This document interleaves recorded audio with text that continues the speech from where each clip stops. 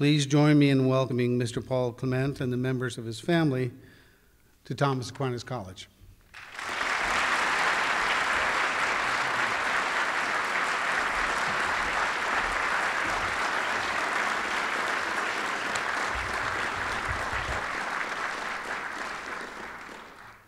So thank you very much for that wonderful introduction and for that warm welcome. It's wonderful to be with you to mark President's Day and on such a beautiful day as well. So the title of my lecture is the Framers' Vision and the Modern American State, Administrative State rather. As that title may suggest, there may be a little disconnect between what the framers had in mind and where we've arrived upon in 2025. But I'd like to start with the framers, or actually even before the framers. And in thinking about this lecture and this topic, I thought a good place to start, particularly as we approach the 250th anniversary of the Declaration of Independence, would be starting with the Declaration of Independence. And I brought with me this handy little pamphlet that the Cato Institute put together. And this little pamphlet combines in one place the Declaration of Independence and the Constitution of the United States of America.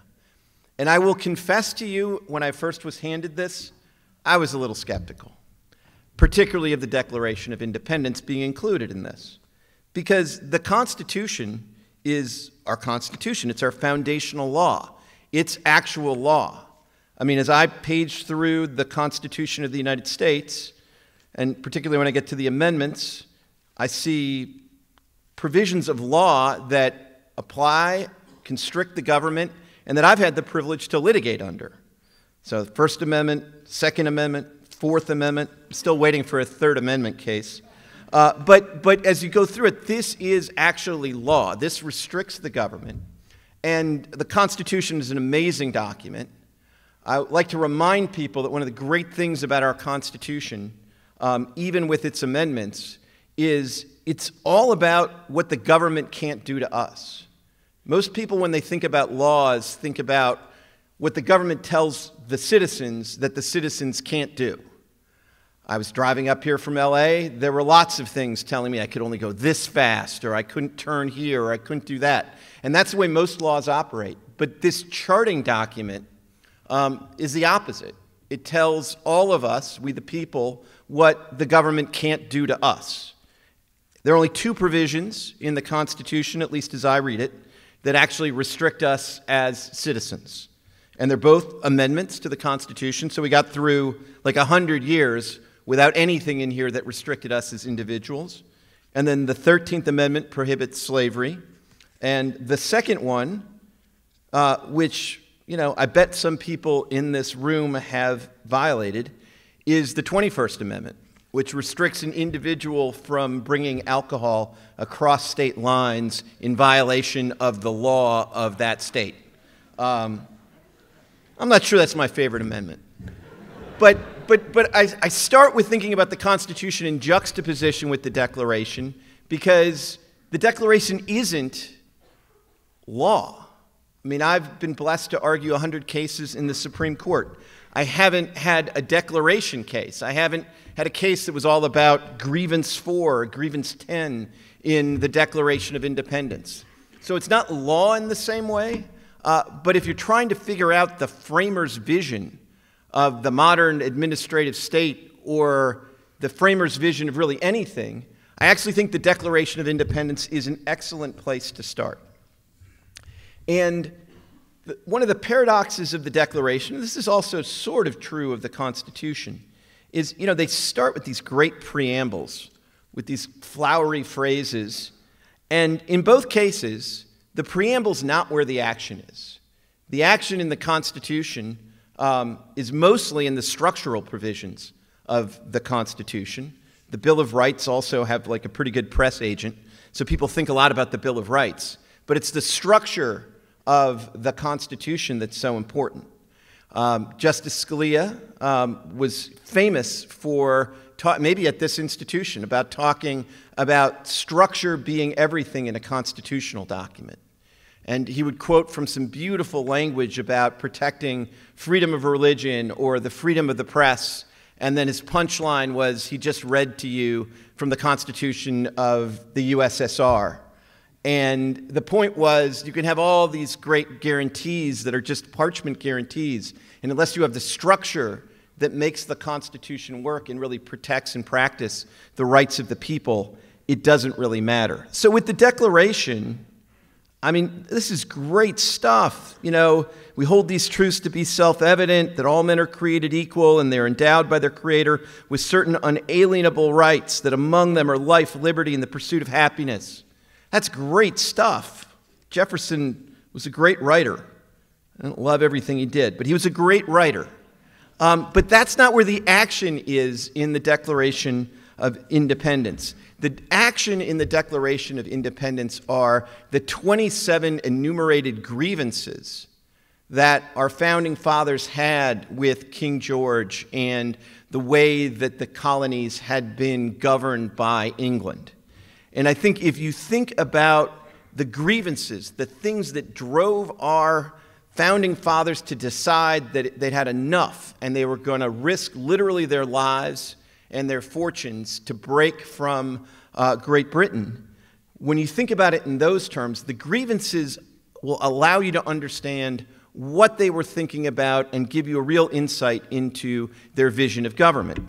So I'm going to pick 4 of the 27 to briefly mention here because I think they read directly on this question of what the framers would think of our modern administrative state.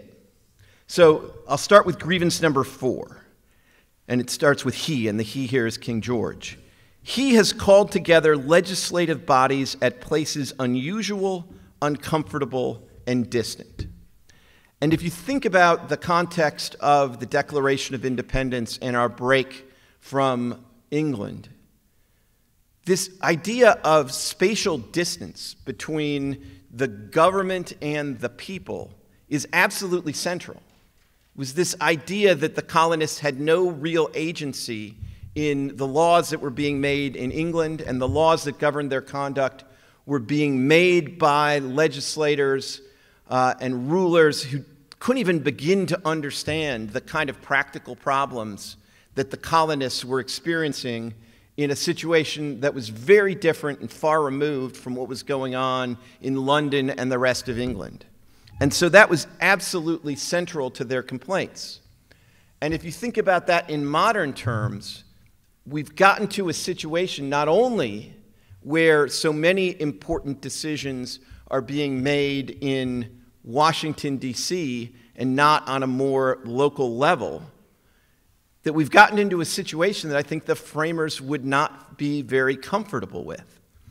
And I say that advisedly in California, because I'm not sure having your laws made in Sacramento is that much better than having your laws made in Washington, D.C., but I do think having the laws made closer to the people is something that was absolutely central to the framers' vision. So let me go on to grievance 10. And this, I think in light of the topic today, is probably my favorite. So the 10th grievance was that King George, he has created a multitude of new offices and sent hither swarms of officers to harass our people. So a multitude of new offices. So I live just across the river from Washington, D.C.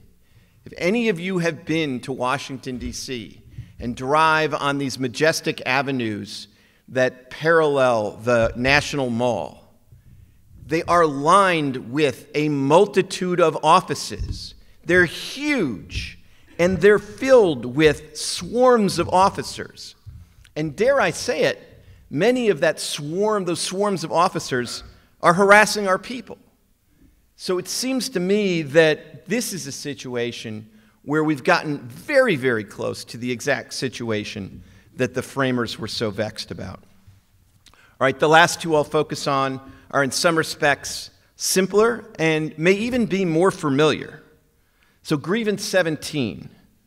The complaint here is for imposing taxes without our consent. So if you sort of pick up just like a couple of phrases from the founding era and the pre-constitutional era, and you think about the Boston Tea Party and the rest, this idea of taxation without representation, this taxation without the consent of the governed, not in the sense that, I mean, if we all relied on consent for taxes, there'd be no taxes, because people aren't going to willingly consent to pay taxes, just sign up for it. But it's without the consent that comes through the legitimate system of government. And this was principally fundamental for them, this idea of taxation without representation. And I'll come back to that later in the lecture. And then grievance 18, which you'll find familiar, if for no other reason than it has direct correlation in not one but two of the amendments to the Constitution. But this grievance 18 was for depriving us in many cases of the benefit of trial by jury. And that's one of those constitutional rights. It's in the Sixth Amendment for criminal cases. It's in the Seventh Amendment for civil cases. You can take it for granted, but you can't ignore how important that was to the founding generation. And one of their principal concerns was that England in the colonies had essentially taken lots of things that had traditionally given a citizen the right to be tried by a jury of their peers, and they had given them over to admiralty courts or other courts that were just some judge who would make the decision without any consultation of their peers. So that figured prominently in the Declaration of Independence. So as we move from the Declaration of Independence to the rest of the material in this little booklet, to the Constitution, we then get, I think, to another sort of window into what the framers were thinking about. And as I say, I think the glory of our Constitution is its structural provisions. It's Article 1 that creates the Congress and enumerates all of the powers of that new federal Congress and the limitations on that new federal Congress. And that's the lengthiest of the main articles of the Constitution. Then you get to the two slightly slimmer articles that follow. Article 2, giving the power to the president, telling us how we elect our president, and making clear that the president and the executive would essentially execute our laws. And then Article 3, that creates our federal judiciary with the Supreme Court being created as directly by the Constitution and authorizing the Congress to create the lower federal courts. So when the founding generation, again, if you want to figure out what their vision is, you look to the Constitution. But I think it's also very helpful to look to the earliest practices of the founding generation. I mean, the first Congress is chock full of people who actually signed the Declaration of Independence or the Constitution, or both in some cases. And so James Madison, who rightly is celebrated for being the principal sort of force behind actually writing down the constitutional provisions, is also in the first Congress and is also penning some of the text that becomes the Bill of Rights, and he's also involved in the legislative process. And one of the things the first and second Congress wrestled with is really the seeds of the modern administrative state. And so the framers certainly didn't envision where we've gotten. But they wrestled with the problem of, okay, Congress passes a law. Then what happens? What do we do next? You can't just sort of pass congressional laws. They don't execute themselves. And you need somebody to administer those laws. And so from the very beginning, there was this understanding that the executive branch was going to need officials within the executive branch that would actually take the legal framework that Congress provides and puts it into action. And in the first and second Congress, one of the interesting debates was, okay, we need to set up post office and postal roads. It sounds like a kind of minor thing, but it was important enough to the founding generation for it to be one of the enumerated powers of Congress. And if somebody tries to tell you that Congress can do almost anything under the Commerce Clause, I think one of the things you should point out to them is the rest of the enumerated powers in Article 1, Section 8 of the Constitution. Because it would have been pretty silly for the founders to get down to the level of detail of authorizing Congress to coin money or to authorize postal roads and post office if it could do anything it wanted under the Commerce Clause.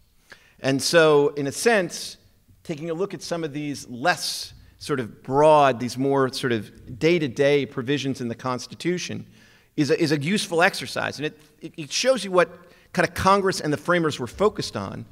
They didn't think the federal government would handle all manner of local issues, but they did think that the federal government would have sort of a distinct role in stitching together the republic. And in the early era, the postal roads and the post office were a huge important part of kind of connecting the various colonies together and making sure that there was some semblance of a national identity. So what to do with the postal roads? Like the idea of like, how's the mail going to get from one place to another? Now, is that something Congress is supposed to like legislate down to the sort of, you know, the road markers and the cubits? And what about postal rates? Like, is that something that Congress is going to specify itself? And the framing generation in the first Congress and then the second Congress actively debated this. And they ended up, I think it's fair to say, in the middle.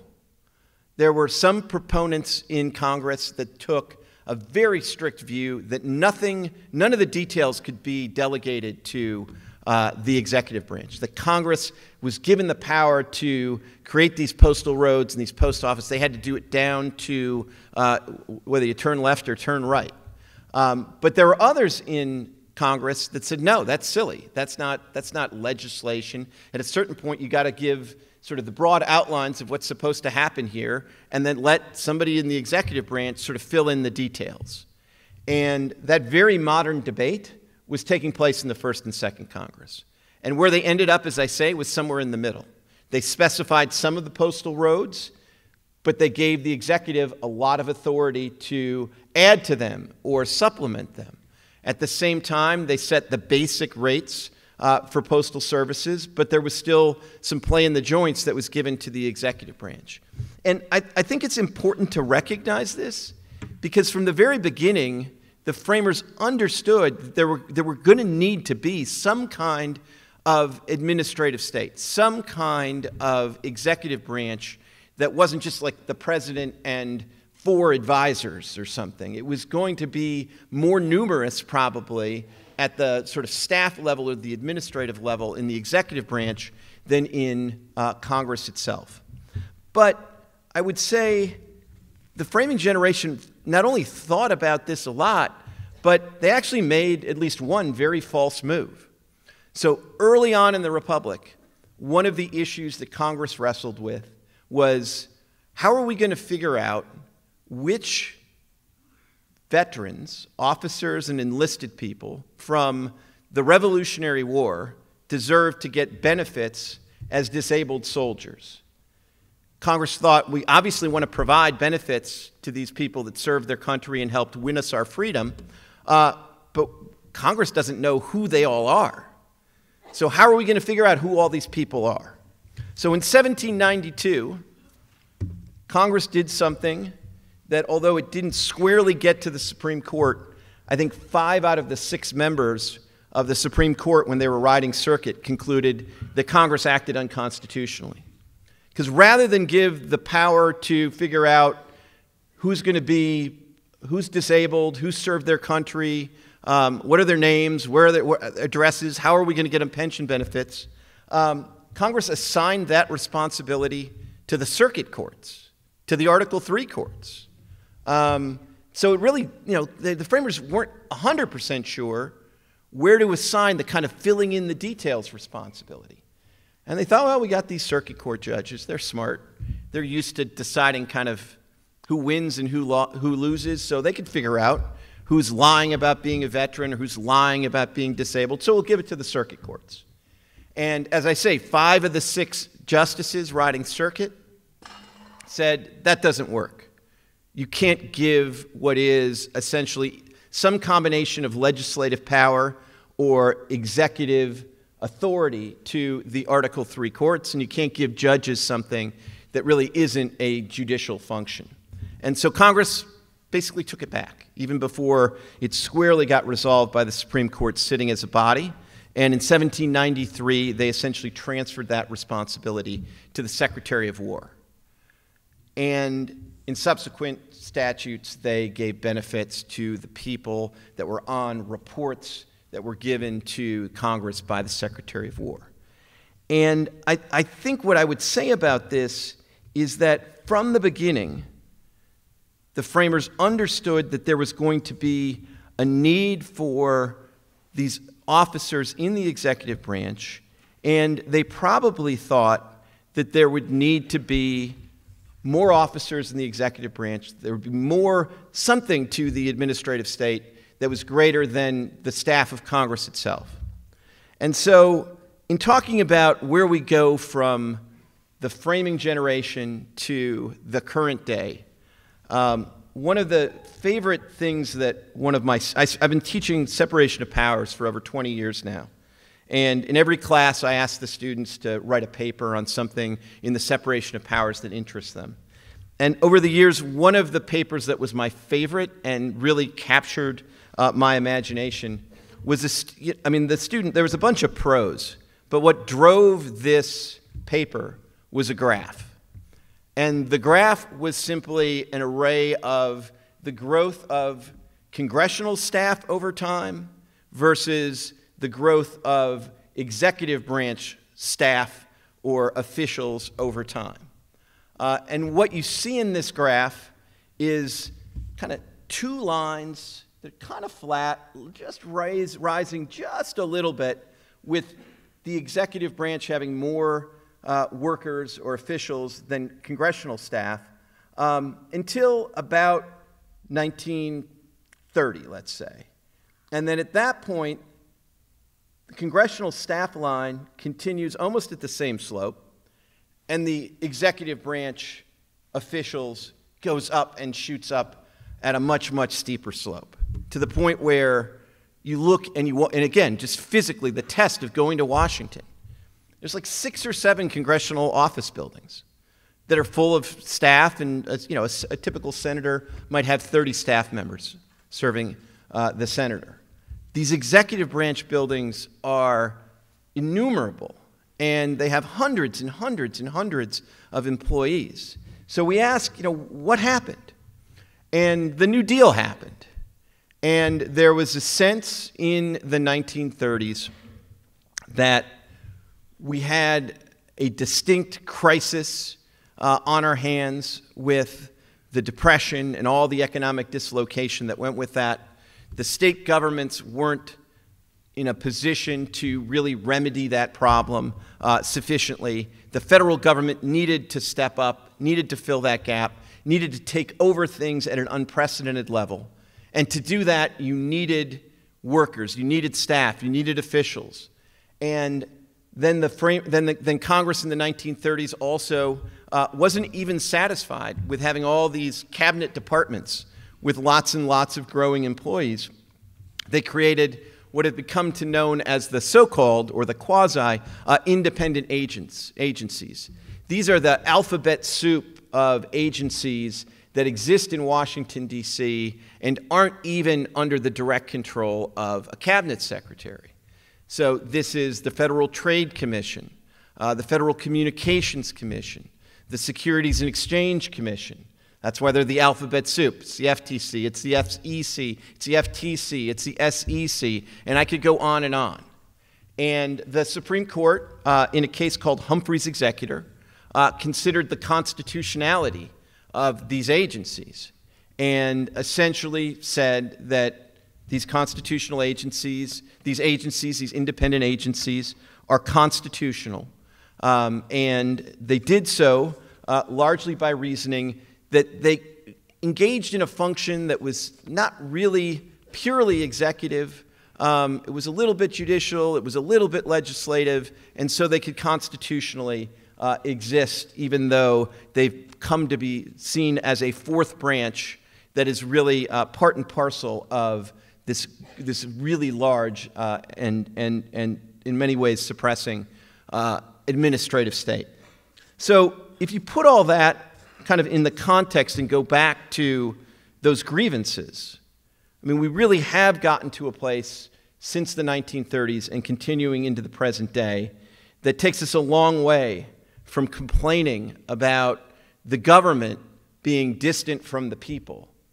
All these decisions are made in countless regulations by people in Washington, D.C., rather than by local government. And I'll say it again. The king has created a multitude of new offices and sent hither swarms of officers to harass the people. I don't think you could describe Constitution Avenue and Pennsylvania Avenue and Independence Avenue in Washington, D.C. any better than the Declaration of Independence described the plight and the situation that was faced at that time. So I want to finish up by taking us now to the very modern time and to try to leave you with a little bit more of a sense of optimism. So we are in a situation where I think present day snapshot, we're pretty far removed from the framers' vision. But I think we're starting to see the possibility of reclaiming at least some of the framers' vision. And I'm going to talk about two cases the Supreme Court has decided recently, and then talk about what's next, and then I'm going to finish up with some broader thoughts. So the first case I'm going to talk about is a case that I was very privileged to litigate. It's called Loper-Bright, and it involved the so-called Chevron doctrine in the Supreme Court of the United States. So for those of you that aren't familiar with the Chevron doctrine, it's pretty simple to describe. It's basically the idea that when a statute that Congress has passed is ambiguous, unclear, not quite sure what it means, and that statute is administered by an executive branch agency or one of these quasi-independent agencies, then if the court decided that the statute was ambiguous, that was the first step of the inquiry. Is this statute ambiguous? If the court said it was ambiguous, then it typically deferred at the second step to the executive branch's view of the statute. One way to put that in simple terms to me is the tie goes to the government. When you're a citizen and you think the government is doing something under some statute that is unfair or is outside of their power, and you litigate in court, and what the court would tell you is, well, I don't know, the statute's kind of unclear, and so we're going to defer to the government. So you, the citizen, lose. Now, in my mind, there's always two fundamental problems with the Chevron doctrine. First is, in any inquiry, if your first question is not, what's the best reading of this text? But instead, your first question is this text ambiguous? I mean, what an awful way to start an inquiry about text. And it almost guarantees that the answer is, yeah, it's ambiguous. I mean, any lawyer worth their salt can find some ambiguity in almost any text. I mean, it's like the first day of law school hypothetical, no vehicles in the park. All right, does that mean you can't have the baby carriage? Does that mean the police car can't go into the park? There's ambiguity everywhere if your first task is to identify some ambiguity. So in my view, that inquiry just got started on absolutely the wrong foot. And then it gets worse, because even if you want to admit that there are some textual provisions that, try as you might, still have some ambiguity in them, if you need a tie-breaking rule, why in the world wouldn't the tie-breaking rule that the tie goes to the citizen? I mean, again, think about our Constitution. It's all about what the government can't do to us. So if Congress hasn't been clear enough about what an executive agency can do to the citizen, why wouldn't the tie go to the citizen? So how do we get stuck with this lousy Chevron doctrine? Well, let's be faithful to the original justification. The original justification for this doctrine really made it seem like it was a choice between essentially the classic choice of two lesser evils, the lesser of two evils.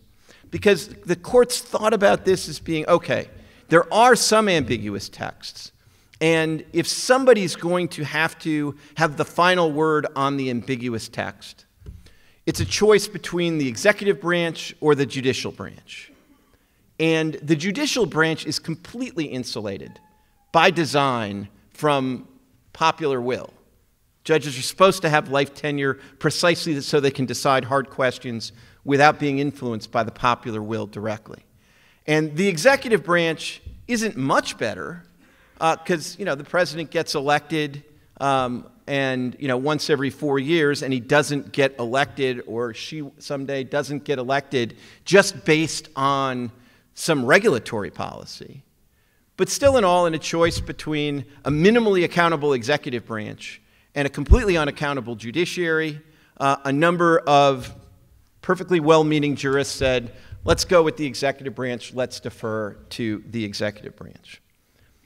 Well, there's two problems that I think became evident over time, and we had about 40 years of this Chevron experiment. Well, two things became pretty evident relatively quickly.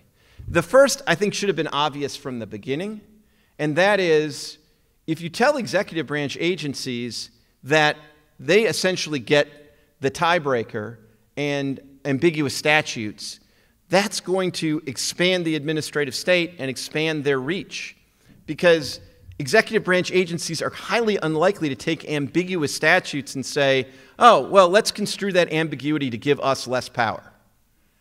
Of course, that's not the way that it typically works. So that should have been obvious from the beginning. But in my mind, almost the worst thing, and I think it took a while for people to realize this, is by looking at this as a choice between the executive branch and the judiciary and which is more responsive, they ignored the effect on the third branch. They ignored the incentives that Chevron created for Congress. And the incentive it created was for Congress to do almost nothing. Because if you think about the structure of our government and then overlay the political parties, as a practical matter, at virtually any point in time, about half of the people in Congress are going to have some of their friends running the executive branch. And sometimes it'll be the Democrats, sometimes it'll be the Republicans, but our Congress is going to be roughly split along partisan lines, and the president is going to be of one party or the other. And so at any moment, if you're a congressional staffer or a member of Congress, and there's some contentious issue, but there's a statute that's out there on the books, you essentially have a choice between sort of legislating in a way that makes a difficult and hard compromise with your colleagues across the aisle. And over time, you don't really like your colleagues across the aisle that much. You don't really want to compromise with them. And if you do compromise with them, you create the opening for a primary challenger who's going to say, oh, you sold out. You didn't hold true to your principles. You should have just said no. And so they could either do that, they could either compromise and face all those risks, or they could call up the folks that literally used to be in the office next door and are now working in the executive branch and say, hey, can you solve this by regulation? You just pop something in the CFR, courts will defer to you, and for 4 years at least, we'll get the policy we want and we won't have to deal with it. So that's the dynamic that I think that Chevron created. And I'd been concerned about the Chevron doctrine for a while. I tried to challenge it in a number of cases, including on behalf of the Chevrons of the world. But the problem is the Chevrons of the world aren't that sympathetic a client, and they don't put a human face on the challenges of the administrative state. So a couple of years ago, I got a phone call, and it's one of my favorite phone calls, because somebody who I hadn't previously worked with said, Paul, we have this case that we've been litigating, and we want to take it to the Supreme Court as a cert petition and take a run at Chevron, and we think this might be the case. And I said, all right, tell me about the case. And the clients that they had were commercial fishermen. And these commercial fishermen had vessels that had room for about 7 or 8 fishermen, and the margins were tight. This is really hard work, and the people who run these are your classic small business people.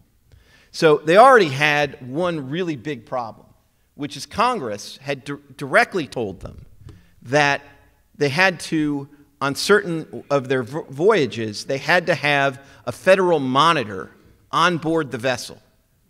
So they had to give up, they had to basically take one of their fishermen and say, stay home this trip, because we got to get this federal person, and all they're going to do, the whole, and these are usually they go out for 3 or 4 days at a time, all this person is going to do is watch us to make sure we don't violate one of the reams of federal regulations that are on the fishing industry.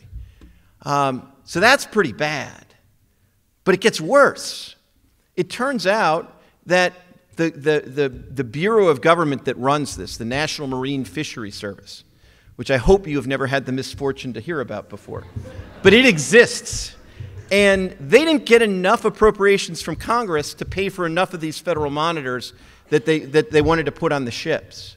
So what they decided to do without any authority from Congress is they said, well, I know who could pay for the monitors. The fishermen could pay for the monitors. And so they essentially created an administrative tax that works certainly like a tax. It says you not only have to have these monitors on your ship, you have to pay their salaries. So when I heard this, I had many thoughts.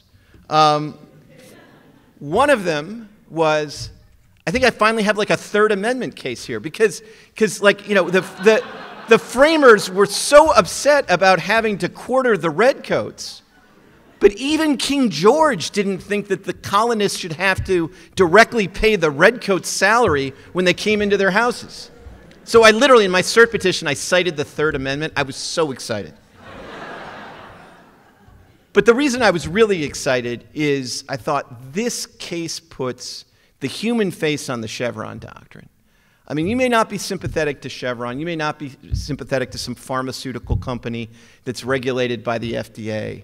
But if you can see these small business people and you can just sort of see the cost of the regulation on them, this is surely a case that the court might want to take as a vehicle to overrule Chevron. So I've always been taught as a lawyer, one of the things you want to do is you want to give your client as many ways to win as possible. So in my cert petition in the Supreme Court, I had 2 questions for the Supreme Court. One was, under this specific statute, can the government do this to my clients? And then the second question is, do you want to overrule Chevron? The court relisted this case. It's a technical term, but they basically took their time deciding what they wanted to do with this case. And then they issued an order that said, certiorari is granted. That means we're going to take this petition, limited to question 2, limited to the question about whether Chevron should stay on the books as a doctrine. Game on.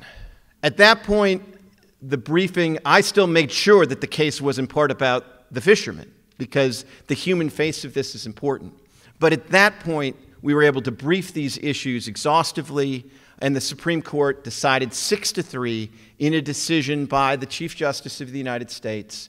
And there's 3 words from this opinion that are about my favorite 3 words from a recent judicial opinion, because they're so direct and unmodified. Chevron is overruled. So the Supreme Court got rid of the Chevron doctrine. No ifs, ands, or buts. Not under these circumstances, not on Tuesday. No, Chevron is overruled. So there was another case I wasn't directly involved in, but I think is also an important case. And it's called Jarchese. And this involved another one of these alphabet soup agencies. This time it was the SEC. And Mr. Jarchese was accused of violating one of the many regulations that apply to people in the securities industry. And the SEC wanted to go after him for monetary fines. I think they ultimately fined him for $300,000 and also various other penalties. And the statute that they had gave them a choice, and a pretty stark choice. They could either bring their case in an Article III court, where there'd be an impartial, life-tenured judge, and there'd be a right to a jury trial for Mr. Jarchese. Or, that was like door number 1. Door number 2 was They could try Mr. Jarchese in the SEC's own administrative court system, where there would be an administrative law judge who essentially worked for the SEC and would then be reviewed by the commission itself. And if it went the SEC route, there'd be no impartial judge and no jury trial. Shockingly, the SEC chose door number 2 and said, yeah, let's not try our luck before a jury of this Mr. Jarchese's peers. Let's not try our luck before an impartial jury. Let's go the administrative route. And so the question before the Supreme Court in this case was, is that consistent with the Seventh Amendment right to a jury trial? And in this case, the Supreme Court, 6-3, in an opinion written by the Chief Justice of the United States, said, of course not. This is an obvious Seventh Amendment violation. Now, these two cases, I think, are very significant. As a kind of inside baseball thing, I think it's quite significant and telling that the Chief Justice wrote both of these opinions. When the court assigns opinions to various justices, if the Chief Justice is in the majority, the Chief Justice gets to assign the opinion. Chief Justice tries to be fair and give everybody a certain number of opinions every term and makes them relatively interesting and tries to be equal, but he gets the chance to keep the cases that he cares most about. And he kept both of these cases. And when the Chief Justice is emphatic about a principle that the other conservative justices are also in favor of, I mean, then that's where the court can really move. That's where the court can do things and not just pick away at the margins. So the fact that in both of these cases the Chief Justice kept the opinion for himself and wrote emphatically, I think is very telling. And then if you go back to the Declaration, I mean, we're edging back to the framers' vision. I mean, Loper is all about grievance 17 and taxation without representation. Fishermen had no representation in front of the National Marine Fishery Service.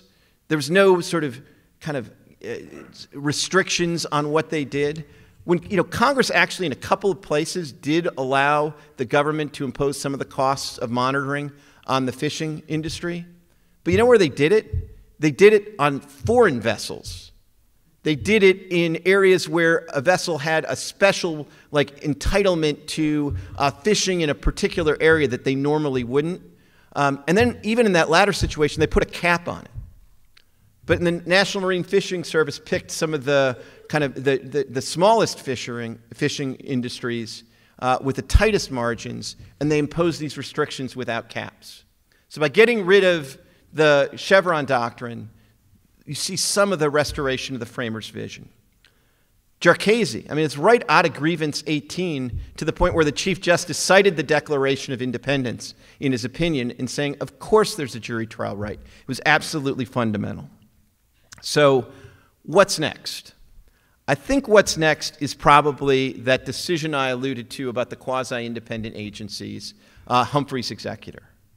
That's a decision that has been critical to empowering the modern administrative state.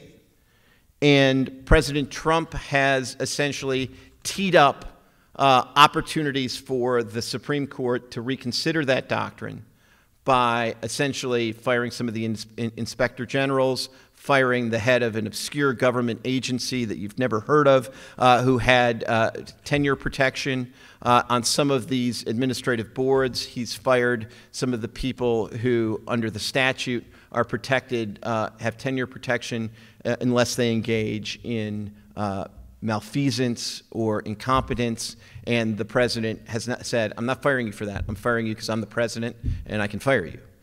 And under Humphrey's executor, the president can't fire these people. So, I mean, if the lower courts do their jobs, the government will lose these cases in the lower courts.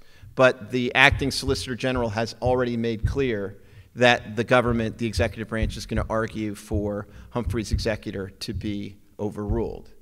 And I don't have a crystal ball, but I do think based on some of the decisions the Supreme Court has made over the past couple of years, that it is probably more likely than not that the Supreme Court will either overrule or cut back on Humphrey's executor. So I can't promise there won't be some wiggle words there, some modifiers. We might not get Humphrey's executor is overruled. But I do think that this is really something that's important to the Chief Justice. And so to end on a relatively happy note, and to end, which is important in any lecture, I do think we are today pretty far removed from the framers' vision. The modern administrative state is not what the framers had in mind, but I do think the Supreme Court is moving things in the right direction. Thank you very much.